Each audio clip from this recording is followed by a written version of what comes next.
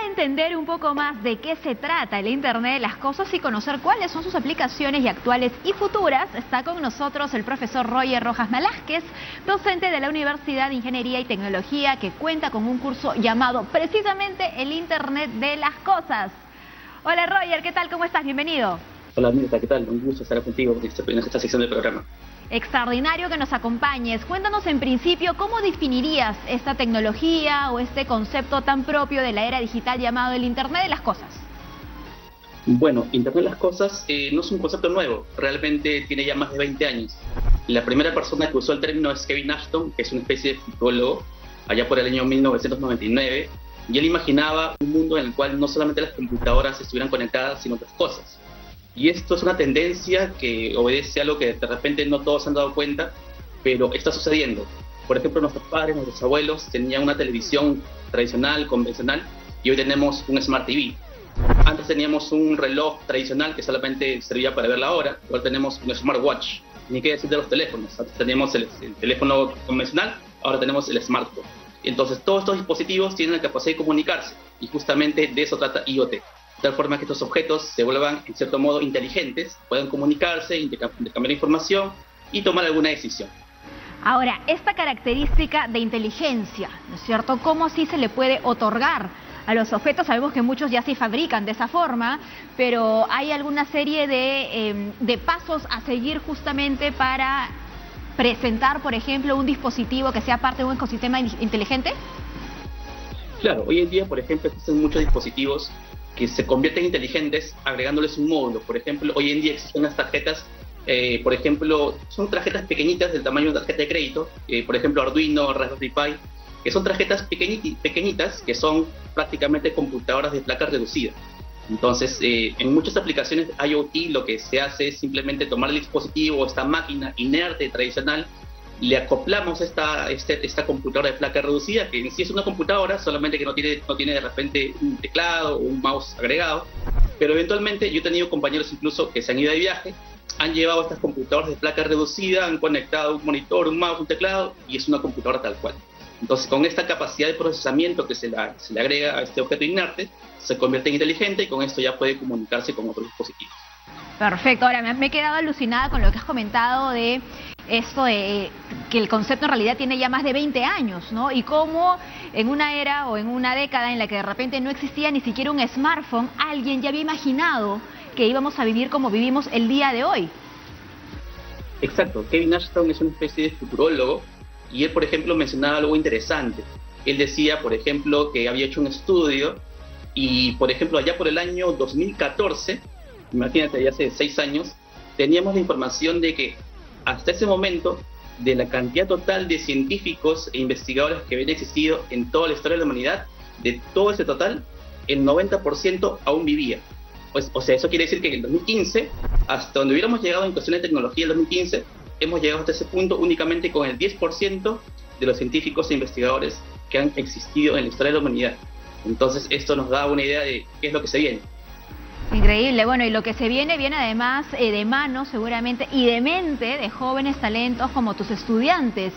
¿Cómo se desarrolla un curso de Internet de las Cosas? ¿Qué tipo de conceptos aprenden? Teóricos y prácticos, porque imagino que hay una parte práctica también para poner en despliegue justamente lo tecnológico. Claro, precisamente el curso IoT, que es la sigla de Internet of Things en inglés, en UTEC, se dicta de manera teórica, ¿no?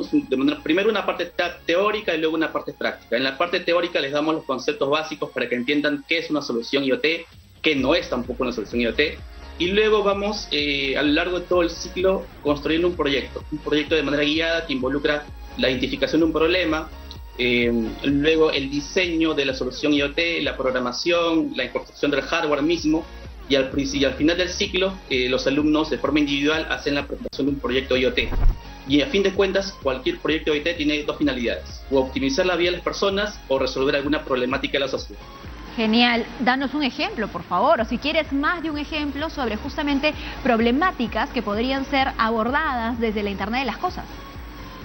Claro, por ejemplo, hace ya buen tiempo venía trabajando en un proyecto típico de IoT. Era el caso de un agricultor que tenía cultivos en la sierra, pero estos cultivos estaban muy dispersos a lo largo del país.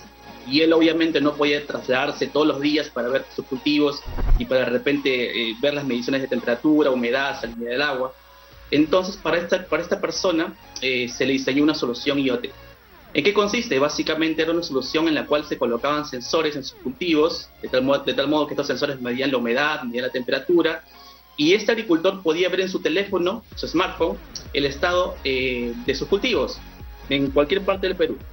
Entonces, si él veía, por ejemplo, que el grado de luminosidad que le daba a sus plantas no era el suficiente, entonces él le apretaba un botón y simplemente con eso accionaba una compuerta, ¿no? en su región donde estaba ubicado el cultivo, se abría una compuerta y la luz solar pasaba. De la misma forma pasaba con la temperatura, con la humedad, con la salinidad. Entonces, con esto optimizamos la vida del agricultor, porque ya no tiene que viajar y además resolvemos una problemática de la sociedad. Y me encanta que lo comentes y que hayas escogido este ejemplo, porque claro, la tecnología tiene que estar por encima de cualquier tendencia, moda, ¿no? O incluso eso que se dice de hacernos la vida más fácil. Sí y no, ¿no? Porque ya vemos cómo la tecnología no está solamente pues en el último lanzamiento del televisor, sino también en eso que tú mencionas, ¿no? Como un agricultor, por ejemplo, podría beneficiarse de este tipo de tecnología. Claro que sí. Y es más, en el caso de UTEC, hace como 3 años, allá por mayo del 2018, marcamos un hito, porque implementamos una antena Sigfox. Una antena Sigfox básicamente es una antena que crea una red específicamente reservada para soluciones IoT, de tal forma que cualquier persona de Lima, un empresario, una persona de a pie, cree su propia solución y puede usar esa antena de forma gratuita. Entonces, es como si, por ejemplo, yo tengo mi casa y comparto mi Wi-Fi con todos mis vecinos. Es así de generosa la labor. Qué genial. ¿Y se están trabajando muchos proyectos en ese sentido con este tipo de herramientas que le dan soporte a la Internet de las Cosas? Claro, definitivamente. Hace más o menos 3-4 meses también conversaba con unos alumnos.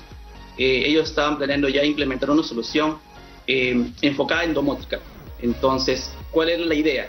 La idea era que de repente cuando hubiera un sismo, a ellos les arrojara una alerta en su smartphone para ver qué tan fuerte es el sismo, para ver de repente había cámara de seguridad en su casa para ver si hubo algún descompuesto, si algo se cayó, si algo no está bien. Entonces ellos comenzaron a implementar cámaras de seguridad, sensores de movimiento en sus casas, y a partir de esta idea surgió un proyecto más interesante, que es la implementación de un protocolo de seguridad, porque muchas veces cuando ocurre un terremoto o un sismo fuerte, de repente hay fugas de gas, de repente eso luego causa una explosión, se rompe una cañería. Entonces creamos finalmente un proyecto de tal forma que ante la ocurrencia de un sismo, bajo cierto nivel, de repente 5.5 grados hacia arriba, se aplique todo un protocolo de seguridad de tal forma que se cierren las llaves de gas, se abran las puertas para que la gente salga. Entonces es un protocolo bastante interesante y es un proyecto bastante ambicioso que vamos a implementar. Muy bien, y ahora que nos das este ejemplo también y que yo he estado imaginándome un poco cómo funcionaría, ¿cuál es la diferencia entre Internet de las Cosas y de repente automatizar una tarea? Pero realmente Internet de las Cosas engloba la automatización. Cuando surgió Internet de las Cosas, surgió básicamente con la finalidad, por ejemplo, de ahorrar costos, en el caso, por ejemplo, del agricultor. Y esto es muy buena la pregunta que me haces, porque justamente Cisco, esta empresa súper famosa de telecomunicaciones, implementó lo que se llama las 3 Cs. Y ellos definen de esa forma. Cuando surge IoT, surge el concepto para cumplir estas 3 Cs. Comunicación entre dispositivos, costos, o sea, ahorro en costos, y lo otro es control y justamente automatización. Entonces, lo que hace Internet de las Cosas es realmente englobar esta parte de automatización. En el caso, por ejemplo, del agricultor, ya no tiene que hacer un trabajo de forma manual, no tiene que viajar, sino que esto se automatiza. Él tiene su aplicación, él ve la información, en base a esto toma una decisión e implementa alguna acción en el lugar en el cual quiere implementar, por ejemplo, en sus cultivos. Muy bien, bueno, ha quedado clarísimo. Muchísimas gracias, Roger, por la información brindada y ojalá que podamos ver en nuestro país, en diferentes áreas, en todas las industrias, más Internet de las Cosas. Claro que sí. Un gusto, Pirto. Ahora es momento de hacerle una consulta a Naomi. Naomi, dinos cuáles son los 5 objetos más asombrosos que se conectan a esta tecnología inteligente. Hola Mirta, las principales aplicaciones son casa inteligente. Funcionan a través de un dispositivo que controla, comunica y proporciona las órdenes que damos a nuestro hogar inteligente. Desde este podemos controlar desde la iluminación de nuestra casa como la música que queremos escuchar. Por otro lado, existen otro tipo de apps que controlan los parámetros de agua de un acuario o analizadores de piscinas inteligentes. Salud. Existen dispositivos que permiten controlar a los pacientes fuera de los hospitales mediante la recepción de métricas y alertas automáticas. Coches conectados. Equipados con sensores de movimiento y acceso a Internet, algunos permiten la conducción autónoma hasta el aviso de posibles reparaciones. Muy buenos ejemplos, Naomi. Hacemos una pausa y regresamos con mucho más. No se muevan.